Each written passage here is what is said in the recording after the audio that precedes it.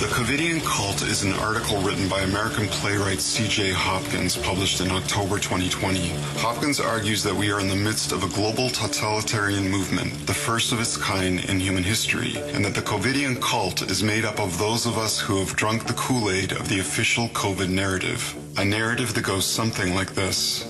The World Health Organization and global governments are working tirelessly to bring an end to the greatest plague in human history. Lockdowns, regular closures of local businesses, and medical mandates like social distancing, masks, and limits on movement are effective tools for preventing overflowing hospitals and epic death. Our only hope of eradicating the deadly virus are the new and safe vaccines and the speed by which we inject them. Anyone who questions this narrative is a COVID-denying conspiracy theorist who threatens our chance of winning this war. Members of the Covidian Cult trust their appointed health experts and trust the mainstream media. If you're anything like me, however, you're worried that the real global threat are these brainwashed bozos. A cult used to be a small band of weirdos hiding on a commune away from the prying eyes and interference of family members. But as Hopkins argues, in the age of COVID, this paradigm has been flipped on its head.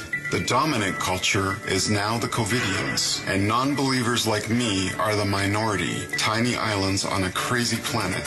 Hopkins says that the key ingredient of totalitarian societies and cults is mass conformity to a psychotic official narrative. This psychotic official narrative is based on paranoia and is not bound by logic or reason. The cult is faithful to the narrative, and this faith cannot be shaken by facts. Our cult indoctrination began in early 2020 when bizarre videos leaked out of China. People were dying while walking, and little armies of hazmat-suited medics were seen scurrying around trying to keep up with the dropping dead. Isolation facilities, overcrowded hospitals, and drone footage of barren cities. We were told that a deadly virus had made the supernatural leap from a bat, not a dog or a bunny, a bat, into a human, and that this unscientific event occurred in a dreaded and overcrowded wet market in a place called Wuhan. The virus escaped on a modern plane and supposedly almost wiped out Italy before it was declared a global pandemic by our new guardian of health, the WHO. The brainwashing campaign had kicked into high gear. For the first time in modern history, our businesses were shut down because of a virus. We were ordered to hide in our homes where our TVs, radios, and phones would terrify us with predictions of death in the millions, starting with the exaggerated models out of London by the infamously inaccurate Dr. Neil Ferguson. It can't be understated that this initial lockdown had a serious impact on our mental equilibrium going forward. You are non-essential, give up your livelihood, hide in your home and await our instructions. Wash your hands like someone with OCD.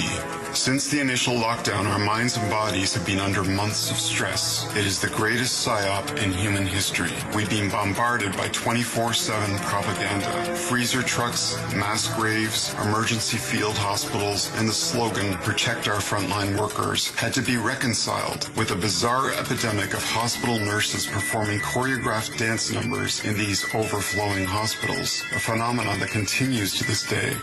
Next came social distancing, a fundamental tenet of the COVID narrative. It was based not on viral science, but on a form of childlike logic.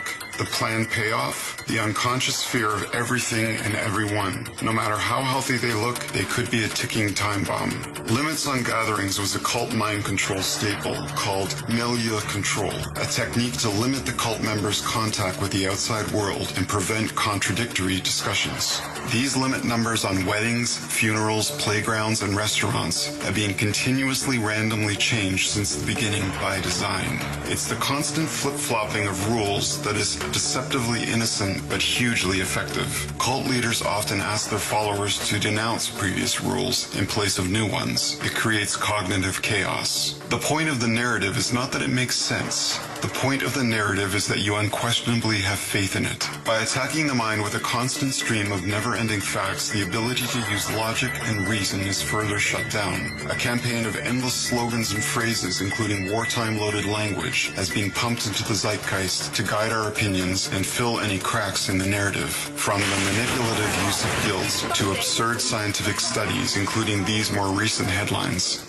We have been bombarded by endless conflicting directives, wild speculation, and outright lies. The end result is that science and facts no longer matter, not to the Covidian cult. The pandemic should be over based on the CDC and WHO's own documents. 2020's death numbers describe a year on par with previous norms. But the COVID narrative is a psychotic official narrative. It is a matter of faith, not facts. The danger is a not-so-distant future with two types of people, the vaccinated and the unvaccinated. If we are not members of the Covidian cult but dutifully blend in by following the rules, if we do not open our businesses and remove our useless masks all at once, then the Covidian cult will drive our car off a cliff. And unfortunately, we will have paid for the gas.